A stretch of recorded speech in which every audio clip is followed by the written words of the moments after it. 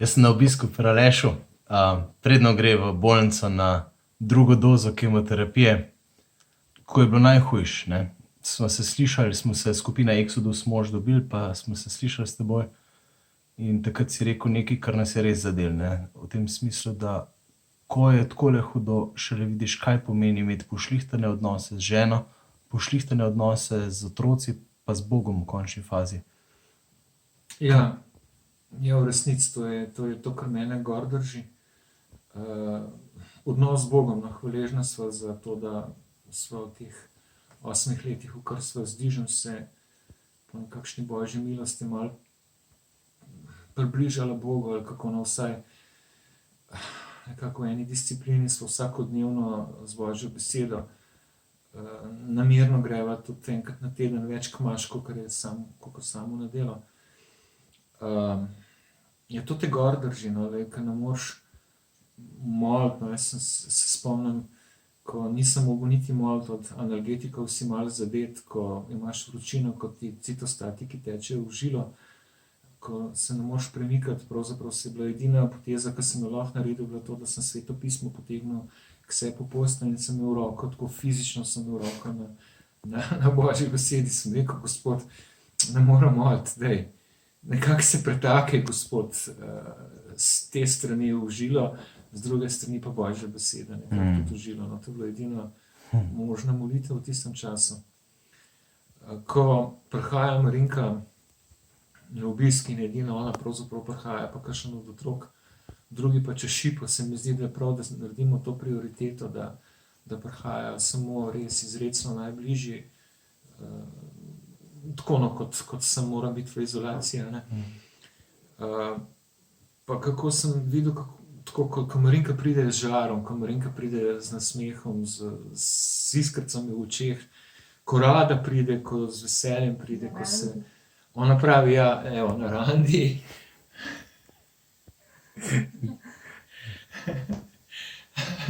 Ona pravi, prihajam na randi, ne, mi diže v randi, midva sem zdaj imela cel kup, ne, pravzaprav nekaj tednih in ko se lahko v pogovoru spustiva v globino, vidiš, koliko to pomeni, da te to gor drži.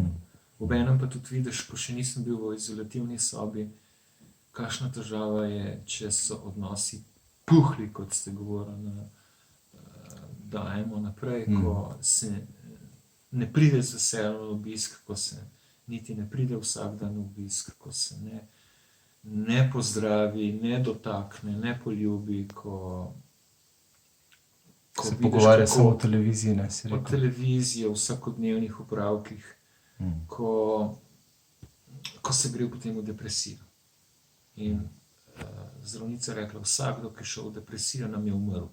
Mi se trudimo, ampak Gospod, če boste odšel v depresijo, boste umrl.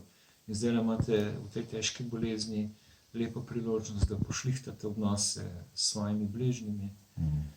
In je bila kar huda, no, tako da jaz sem bil po drugi strani hvaležen, da sva midva pa uspela tukaj nekako izboljšati odnose. Pa ko vidiš, ko pridejo otroci skozi šipo in tisti, ki so bili tudi lahko pri meni, da se lahko pomembne stvari pogovarjamo, ko lahko kot oče še daješ napotke, pa otroci mislijo, da so to eni zadnjih napotkov morda, ne.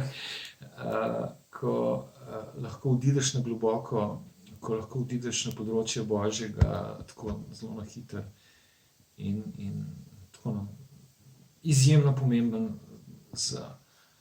če si v taki bolezni, da imaš te odnose pošlihtane in tukaj se po moje vidi vrednost tega, kar delamo v družini in življenju. Pa tudi tvoj odnos do bolezni same, ne. Tukaj pa moram povedati, da je bila moja žena Saša totalno impresionirana nad tabo. Je rekla, decka zboli, pa malo vročince dobijo, takoj bogi. Je rekla, lej, Aleš pa na polno fejst bolan, ampak njegov odnos je pa tako, tak pravi decovski, no, tako da si tudi tle zgled. Ja, ne vem, a smo se navadili ali kaj, v glavnem. Mislim, ti si bil na Ratitovcu, zdaj, ker si bil doma, ne? Ja, sej, jaz tako mislim, no, ko si relativno dober, daj deli, nehi rjavet. Nehi rjavet, daj narediti nekaj za kondicijo. Ko si relativno dober. Ta bolezen je očitno taka, jaz vidim da si eno obdobje relativno dober in takrat ne boš doma jamral, joko stoku in gledal televizijo in rjavel, ne.